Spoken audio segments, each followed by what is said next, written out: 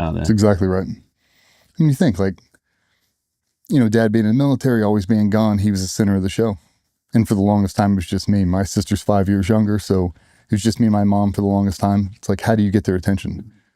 And I think everybody, when they grow up, I don't care what it is, everybody wants to be pro at something. You want to be a professional tennis player, a golfer, basketball, football, baseball. You want to win an Olympic gold medal. Like, you want to be a professional at something, almost just for the title. And to me, professional skateboarder was just the culmination of everything. Like, if you could hang that on, like, that's on your Instagram bio. We didn't have them back in the day, but what do? I'm a professional skateboarder. To me, that better than an astronaut. That was the only thing I ever wanted. And yeah, I feel like it got robbed from me. I've had 3 main loves in my life that have all gotten stolen from me. And skateboarding was definitely the biggest. Wow, okay. I mean, I still have that same thing of like, mine's BAFTA winning filmmaker. If I've got that and that's going to change everything, obviously I know it's not, but there's still something in me that just won't allow it. Did you receive what you wanted from skateboarding? Like, do you feel like trying to be seen, were you getting that from that time period? No, but at the time, it was more internal. Like, I could see the progression. I could see it. I could see my confidence build up. And really, it was the forced repetition. It's going on days you didn't want to go. Going on days you were in double cast. You know you shouldn't be skating, but you're going to push anyway. Like, breaking your feet, just taping them up, still riding. Don't want to get surgery. Don't want to be put in a boot. You just suck it up. It's like pushing through the injuries. I started doing that long before it was a smart thing to do. And I've been doing that my whole life. Shoulders dislocate, pop it right back in. I don't care. Break this, tear that, stitch. I don't care. Doesn't matter to me. I'll just push through it because I'm so passionate about whatever that thing is. And skateboarding is really what set that in motion. At a young age, you go to buds, you go into that world. Do you feel like that wound carried over, like, again, like the idea of being noticed? And obviously you're going into a career that your dad's actually in at that point. Mm-hmm. Did that carry over into that? Mm-hmm. Yeah. I mean, you want to be noticed, you want to be recognized, and I feel like I'm pretty honest. I was really young. I was really immature when I joined the Navy. I mean, I didn't know my social security number. I didn't have a bank account. I didn't know how to balance a checkbook. I didn't know anything. I've never driven on the interstate when I joined the Navy. So when I went out to San Diego, it's like, I'm just trying to survive this thing. Like, right now, I can't be noticed because I'm not a high enough performer to be noticed in a positive way. So I just want to get through. Let me get through, let me mature, let me grow, and then I'll really try to blow this thing up, and I'll really try to be successful and really try to master my craft. But yeah, I mean, I had a lot of heartache leaving the skateboarding scene and pouring into there. I mean, truth be told, I didn't want to do it. The old man kind of kicked me out of the house. He's like, you're joining the Navy, we're going to summer school, you're going to graduate early, and you're going. Didn't care if I went to SEAL teams, I could have joined the regular Navy, he didn't care, but you got to get out of the house. So it was kind of forced into it. So there was a big resentment. Like, I just wanted to graduate with all my friends. I wanted to graduate at 18 years old like everybody else. Then I'll do whatever I have to. But yeah, I feel like that kind of got robbed from me. Did you feel that when you became a SEAL that you gained some kind of identity, that you felt like you was being seen finally? Mm-hmm. Was that similar to the pro skater kind of thing? It was. Like, you can't be a professional skateboarder. It's like, well, now I'm 19 years old and now I'm a Navy SEAL. Pretty cool. Just happened at a really good time. We were at war right when I joined, 2002. Okay, well, this is going to take full focus now. Everything happens for a reason. But yeah, wanted to be noticed, wanted to be a professional at something. But still, I was so young, so immature, didn't have the right mindset, it sounds like an excuse, but I didn't have the right mentorship, or at least I wasn't receiving it. Maybe they were bad at delivery, or maybe I was bad at receiving the information. I mean, I was surrounded by guys who were just amazing. But I feel like I never really hit a stride until into my second deployment, going into my third. Met some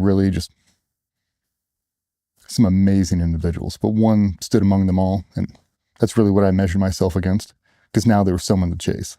Like, he was so far out in front. I'll just chase that guy. If I chase him, maybe I'll find the end of this thing. Yeah, always want to be noticed. I definitely want to talk about that person that you looked up to, but just on, it was when we were talking about KD yesterday, and you said, well, you was doing buds at 19 years old and you was on your first deployment at such a young age. Like, that was lost on me the last time we spoke. Like, I think we just kind of skated past it, but like, how how young was you on your first like deployment? And 19. 19, I can't even, I mean, 19 years old. Yeah, I mean, see, when you think back about it, like my senior year in high school, I was doing log PT, being surf tortured with a bunch of 20-year-old grown men. And I mean, you can see pictures of me. I was an infant, 145 pounds, no muscular development. I didn't have armpit hair. I had one disposable razor that I had for years. I mean, it would take me one stroke to shave. Done. Like I hadn't even finished puberty yet. I mean, I was a child. Had a fake ID to buy Copenhagen. Like I couldn't drink a beer. I mean, I was on my second deployment before I could drink a beer. I mean, just very different. And I feel like a lot of people aren't used to people being that young. So they naturally think you're in your 20s. And when they realize you're not, it's almost like you lose credibility. Like, I'm not going to listen to this kid. How did you even get here? Just bring your kid to work day? Like, what are you doing here? I went to the same thing you did. I just did it younger. But yeah, I mean, you forget how juvenile you are. Like, I didn't know how to do anything. Nothing. I just show up every day and just try to make the most out of it. But I wasn't genetically gifted at all. I was not a professional athlete. And that's really where you see the difference is, I like to give credit where credit is due. The guys coming out of the Naval Academy, they're D1 athletes. They are freaks at everything. Running, swimming, wrestling, lifting, everything you could be good at physically, they crush. And then when you compare them to me at 17, it's like, you're clearly not going to make it. Clearly, like, look how far ahead this guy is. Like, you can't even touch him. I mean, they're at the turnaround point when I'm 3/4 down the run. It's like, okay. Swims, they just crush you.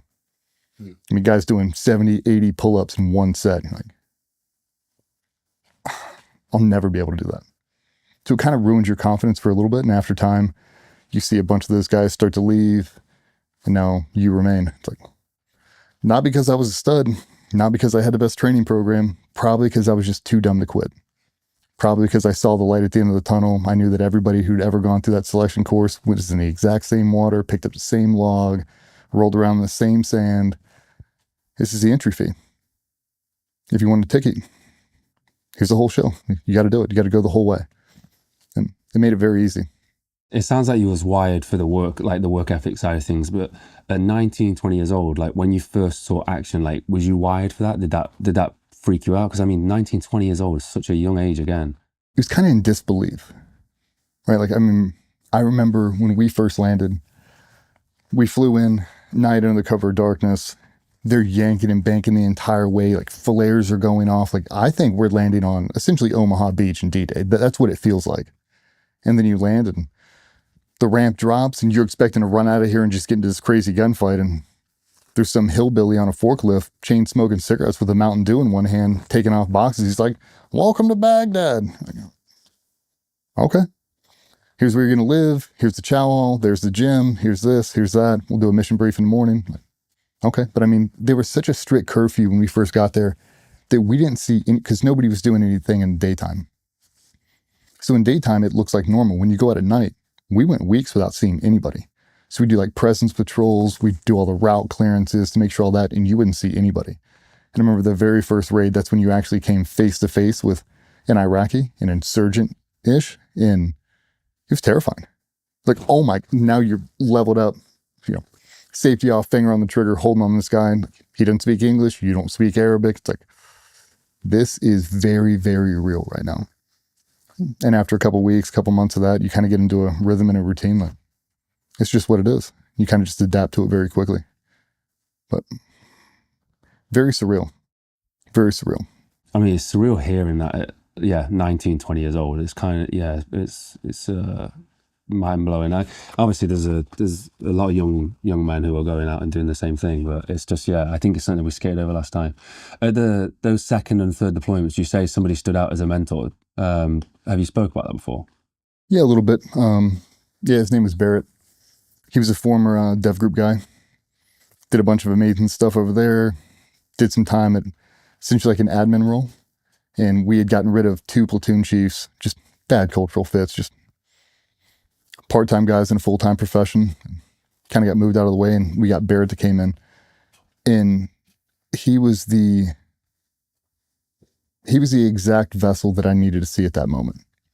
I wasn't losing love for the job, but I wouldn't even say I was getting complacent.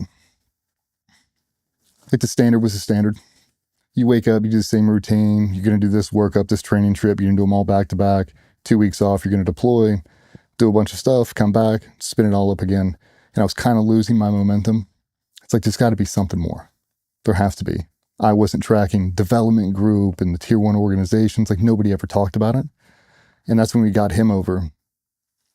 Everything he was about. I mean, the tattoos, his mannerisms, his energy, you just wanted to mass produce. As soon as you met him, it's like, are there more of you? Like, where do you come from? Where do I find more of you? And how do I get to be like you? And I mirrored everything he did. Everything. The way he walked, the way he talked, the way he shot, his CQB, his mindset. It was so different than anything I had ever heard before. But it was the gospel. And he's never done or said anything that I would question. Ever. Like the most complete guy I've ever worked with. And he didn't have to be. It's like anything else. At a certain position, you don't have to be the best anymore because you're the most senior guy. So you don't have to be in the gym as much. You don't have to be the best shot. You don't have to do the jumps. You're more just coordinating stuff. Not that dude. We walked into the gym. He's in there before everybody else.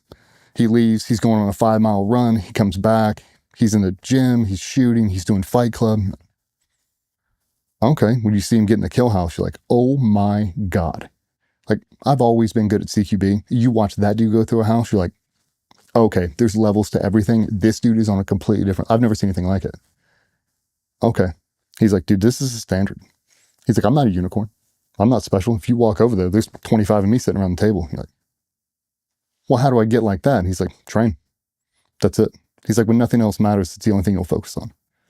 You watch him get in the wind tunnel. He's the best flyer in the group. You watch him jump. He's the best jumper in the group. And you're like, how are you that much better? It's like just the routine. You wake up and you chip away at the things that truly matter and you just do them all day, every day. Okay. And I got to spend 2 years with him. Did that whole thing and it changed my whole life. Like, he motivated me to go the entire way. Had to make a lot of big decisions, and he was definitely one of the people that got me to go over to the other side. And it's just because I wanted people to see me the way that I saw him. Like, that dude is a true believer. Like, he took it further than he needed to in the times that nobody cared. When everybody was running a 9-to-5 mentality, he wasn't. Okay. And then really, ultimately, what does it do? It buys down the risk. Like, I can throw 1,000 dudes into a very complex, dangerous problem and they'll all get killed. Or I can take 15 true believers and they'll crush it. Okay. Well, how do we get that? Set a routine that positively impacts everybody in the room and they'll naturally just adopt it. That's exactly what he did. He wasn't high, he wasn't low, he was neutral, even keel the entire way. There's no, oh, this crazy ops coming up. Yeah, gets all excited. He's like, if it happens, it happens. If it doesn't, we'll spin up on another one. Don't you ever get excited? Even keel. Very stoic. But man, if you could drop him into a clone machine and make more of him, brother, I'd do it in a heartbeat. Yeah, I love him. Yeah, he changed everything for me. Without him, I don't know where I'd be. I don't know if I would have gotten out. I mean, I was talking about going over to the Army side of things for a little bit. I just wanted to see what else was out there. And he really showed me that you don't have to go anywhere else. You can just go further. It's like the Kobe Bryant mentality. Like, he was a direct representation of that. Just do more. Just work harder. Well, that seems easy. Yeah, watch, I'll do it too. He never asked you to do anything he wasn't currently doing, he hadn't done before, he's not willing to do right now. And I think that's why I loved it the most. You want to talk about getting better on a flat range?